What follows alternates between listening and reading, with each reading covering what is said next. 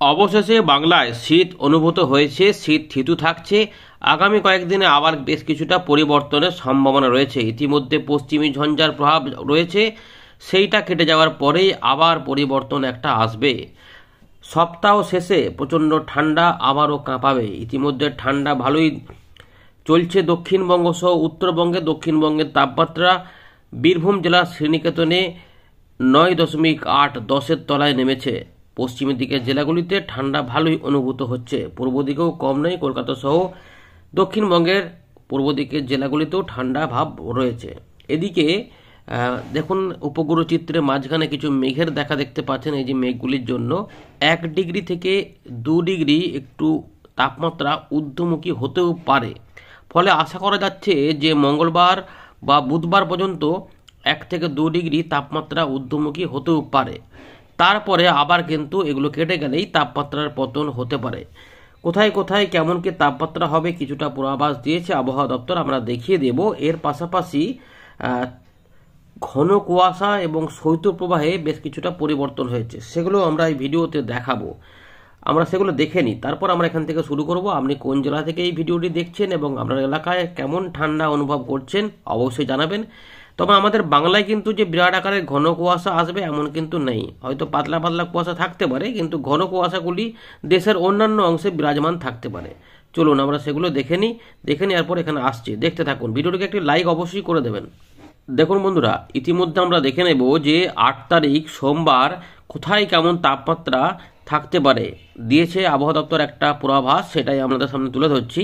তো দার্জিলিংয়ের দিকে 6, কালিম্পংয়ের দিকে 10, শিলিগুড়ির দিকে 14, রামসাইয়ের দিকে 12 ডিগ্রি, জলপাইগুড়ির দিকে থাকবে 12, কোচবিহার আলিপুরদুয়ারের দিকেও 12 ডিগ্রি থাকার সম্ভাবনা। উত্তর দক্ষিণ দিনাজপুর এখানে 12 থেকে 14-র মধ্যে থাকার সম্ভাবনা বা 13 হতে পারে।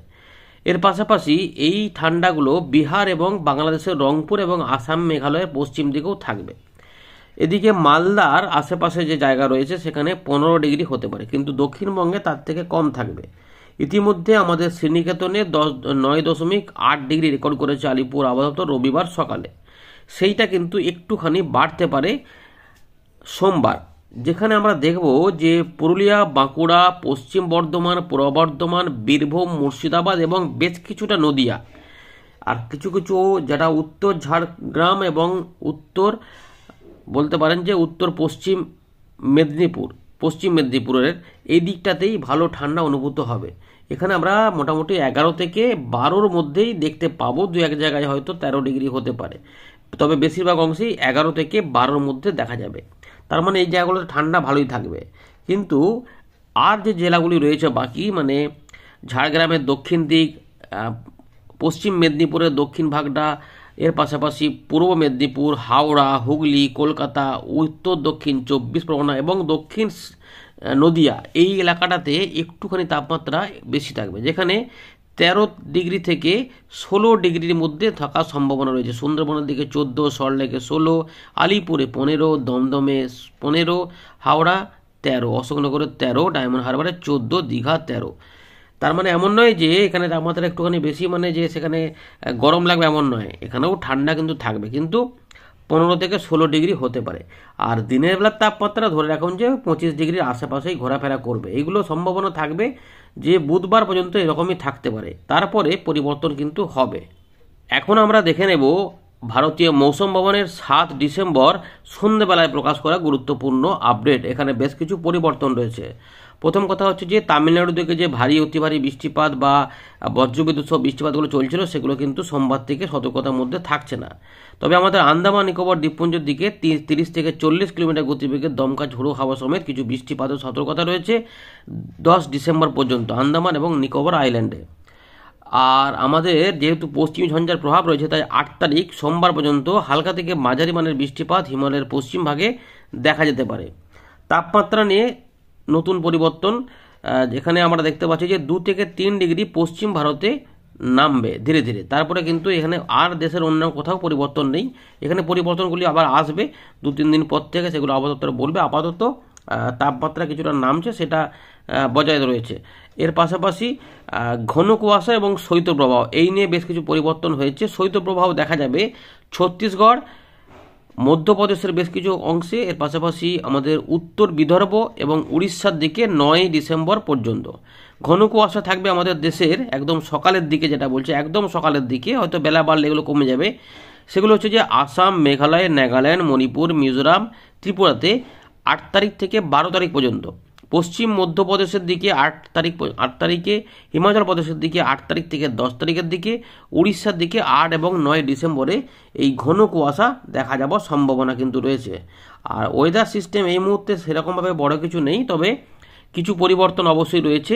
পূর্ব বাংলাদেশ এবং সংলগ্ন এলাকাতে ঘূর্ণাবর্ত কাজ করছে। পশ্চিমী ঝঞ্ঝার একটা অক্ষরেখা রয়েছে, সেটা ওয়েস্টার্লির সঙ্গে একটা বিস্তৃত রয়েছে।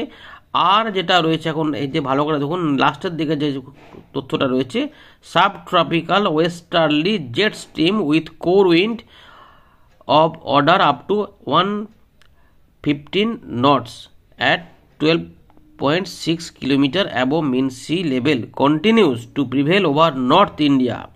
উত্তর ভারতে এই ব্যাপারটা কিন্তু দেখা যাবে। Westerly jet stream with core wind, এইটা কিন্তু এই শীতকালের দিকে থাকে, এরকমভাবে শীতকালকে প্রভাবিত করে। তো এইটা কিন্তু থাকছে, তার মানে বুঝতে পারছেন একটা বড় পরিবর্তন কিন্তু আসছে। আর এখানে আমরা ছবি একটা দুটো দেখি, এই যে শৈত্যপ্রবাহের ব্যাপারটা বুঝুন। এই যে সোমবার থেকে যেটা দেখা যাবে, এই দিকগুলোতে থাকবে কিছু কিছু কুয়াশা, ঘন কুয়াশা। তাই আসাম, মেঘালয়, মিজোরাম, মণিপুর, নাগাল্যান্ড, ত্রিপুরার এই জোনটাতে এবং বাংলাদেশের পূর্ব দিকে কোথাও কোথাও ছড়িয়ে ছিটিয়ে ঘন কুয়াশা হতে পারে। মূলত হালকা থেকে মাঝারি মানে কুয়াশা দেখা যেতে পারে একদম সকালের দিকে, তারপর আবার এগুলো কমবে। আর আমাদের এখানে শৈত্যপ্রবাহ থাকছে, সঙ্গে ঘন কুয়াশা উড়িষ্যার দিকে থাকবে, ছত্তিশগড়ে থাকবে, কিছুটা বিদর্ভর দিকে এবং মধ্যপ্রদেশের পূর্ব পশ্চিমের দিকে আমরা দেখতে পাচ্ছি এই জায়গাটাতে শৈত্যপ্রবাহ বইবে। ফলে এই এলাকাগুলি কিছুটা প্রভাবিত হবে। তার মানে আমাদের পশ্চিমের দিকের জেলাগুলো ঠিক এই জায়গাগুলো প্রভাবিত হবে বেশি, আর এইগুলোতে একটু কম থাকবে। কিন্তু বাংলাদেশেও হোক, যাই হোক, উত্তরবঙ্গ, দক্ষিণবঙ্গ, বিহার, উত্তরপ্রদেশ সব দিকে কিন্তু ঠান্ডাটা থাকবে। তো সেটা হচ্ছে যে আবার ওই বৃহস্পতিবার থেকে বাড়তে শুরু করবে। এখন ওই দেখবেন যে একটু মেঘলা মেঘলা দেখালাম উপগ্রহ চিত্রে, তার জন্য এগুলো একটু পরিবর্তন থাকছে।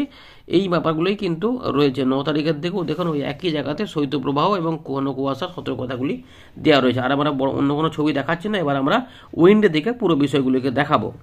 আমরা আবারও চলে এলাম উইন্ডির লাইভ স্ক্রিনে। তো ইতিমধ্যে আমাদের উপগ্রহ চিত্রে কয়েকটা পয়েন্ট দেখায়, সেটা হচ্ছে যে এই যে হিমালয়ের পশ্চিম ভাগ, এইখানে কিন্তু আমরা দেখতে পাচ্ছি যে কিছু পশ্চিম ঝঞ্ঝার প্রভাবে বৃষ্টিপাত যেগুলো থাকছে ওই সোমবার পর্যন্ত থাকবে, তারপরে কমে যাবে। আর এই জায়গাগুলোতে ভালো করে দেখুন, এই যে কিছু কিছু মেঘলা আকাশ দেখতে পাচ্ছেন। এর জন্য কি হচ্ছে না, ওই দিক থেকে যে হাওয়াটা, ঠান্ডা হাওয়াটা আসছিল, শুষ্ক হাওয়াটা একটু অদল বদল হয়েছে, তার জন্য এখানে 1 ডিগ্রি মতো ঊর্ধ্বমুখী হবে। আর এইখানে কিছু বৃষ্টিপাতের প্রকোপ থাকছে, এখানে দমকা ঝোড়ো হাওয়া সমেত বৃষ্টিপাত তাই থাকছে। এখানে কোথাও কোথাও বিক্ষিপ্ত ভারী বৃষ্টিপাতও বা বজ্রপাত অ্যাক্টিভিটি হতে পারে। এমনিতে আর কিন্তু দেশের কোথাও সেভাবে মেঘলা আকাশ বা বৃষ্টিপাতের বড় ব্যাপার নেই। তার মানে শুষ্ক আবহাওয়া বেশিরভাগ অংশে পাওয়া যাবে।